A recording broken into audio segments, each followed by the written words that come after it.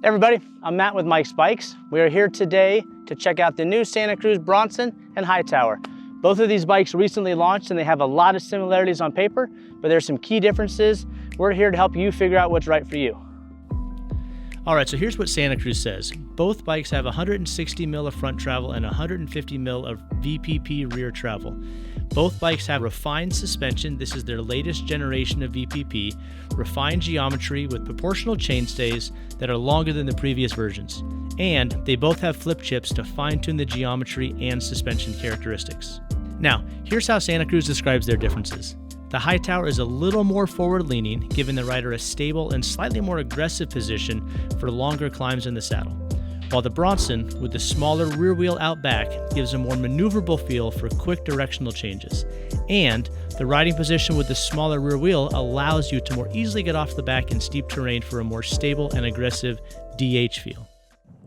So those are the bikes on paper, but as you know, these things are meant to be ridden out in the real world. So we're gonna take them out, we're gonna ride them, we're gonna try them in different conditions, compare them, and see what's up. I'd like to bring in my friend, Justin Nemi. He's our Chief Shredding Officer, and we're gonna go ride. Yes, let's go.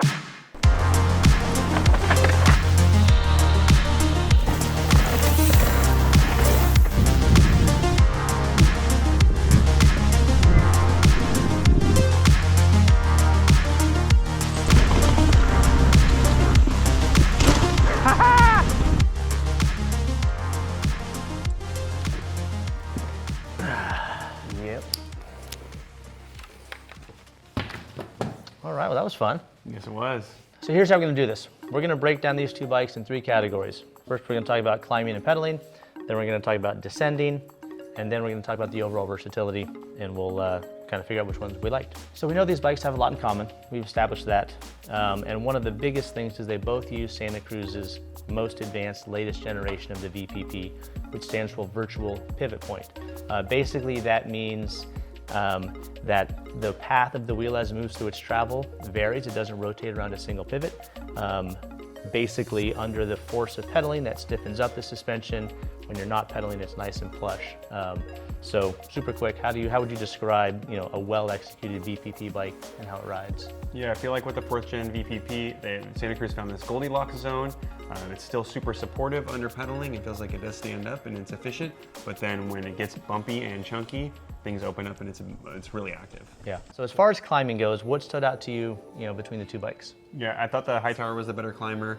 It was apparent just right off the bat, just climbing it, even just pedaling it on the road, it felt like it just seemed to be a little bit more upright. I'm not sure if geometry or anti-squat had anything to do with that. Yeah, it's interesting. On the Hightower specifically has 10% more anti-squat at all points throughout its travel. So that means your pedaling is keeping you a little bit higher up. It's keeping you supported. So that should lend to that pedaling efficiency. And then also in that larger wheel, once it gets going, you're cruising up a fire road or whatever you're climbing, it maintains its momentum better. So it feels like it should. And that's what I notice is it feels like it's just easier to keep the bike rolling up the climb. Yeah, I think that makes a lot of sense. It felt like I was a bit more on the bike and kind of centered. Yep, yeah. A little bit more upright. And it just felt like it was more efficient. It felt like I had to try a little bit less hard to keep the bike rolling. Cool. Interesting, the smaller rear wheel of the Bronson, in theory or on paper, should accelerate quicker. So were there points on a technical climb where you felt that it accelerated quicker than the Hightower or no? No, not really. I didn't feel like there was much. And I honestly felt like because you're sitting back a little bit more on the bike, more in the bike, maybe it was more apparent that it just felt like it was a little bit tougher to get things over, or to get it over, rock sections like that. So both technical climbs and just fire road grinders. Hightower wins, yeah. I think that one's unanimous. So Hightower, better bike for the ups. Now, going downhill, which is a big part of what these bikes are designed to do well, and both do well, but what stood out, what difference did you notice between the two when you went down? Yeah, if I was at the top of a hill and I was choosing a bike, it would be the Bronson. Yeah. I just felt like it was more nimble, more playful, and it just felt like it held its composure a bit more. So fun. I don't know really what it is. Well, Santa Cruz says it's for the steeps, and I think a big part of that is the larger front wheel, smaller rear wheel, right? The difference in axle heights, right? Just rolling into a trail, you already have kind of that up in the front, low in the back.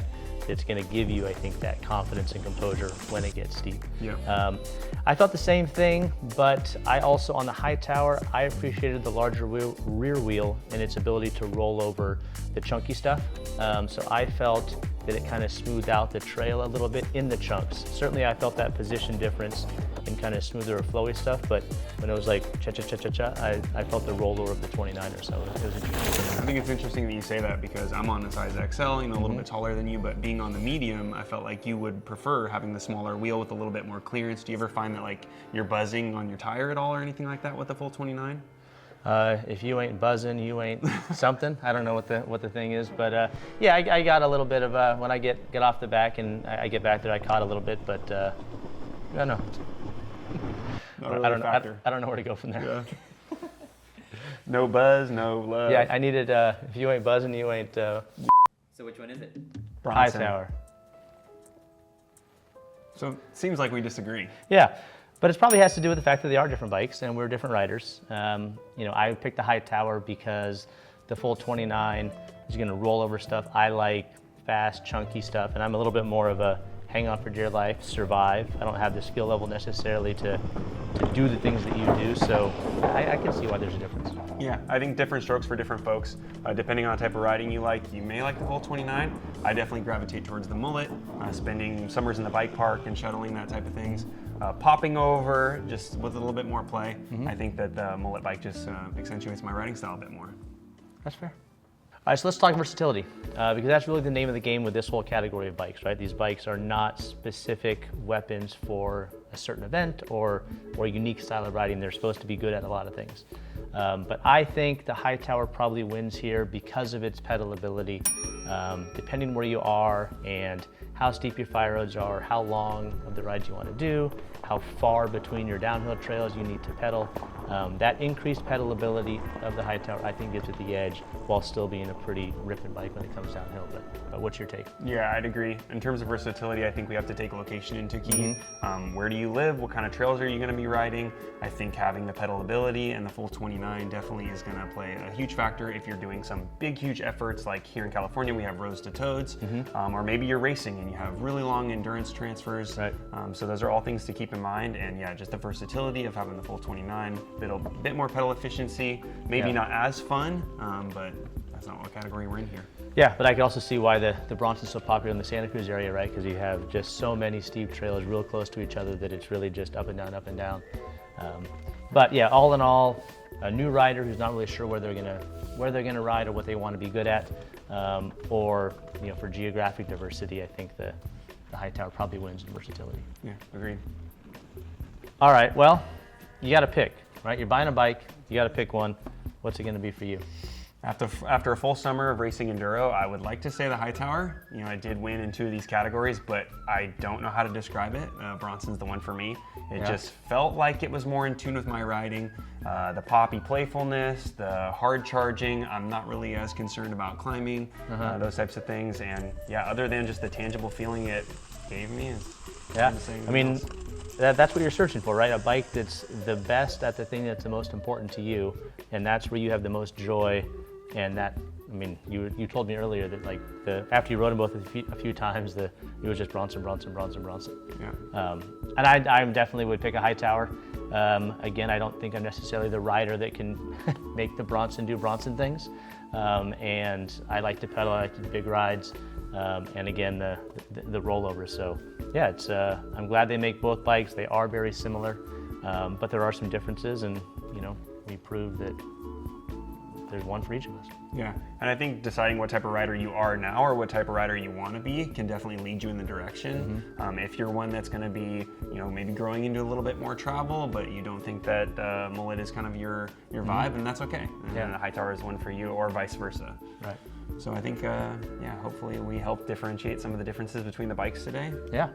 Well, thanks for coming down and riding the bikes and talking with us. It's always fun to nerd out and kind of get different perspectives, so I appreciate it. But thank you for watching. If you're curious about the bikes, hit us up online at mikesbikes.com.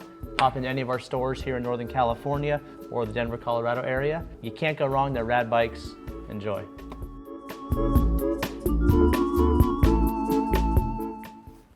But seriously though, I mean, are we going to start riding e-bikes or what? I would not buy a bike without a motor.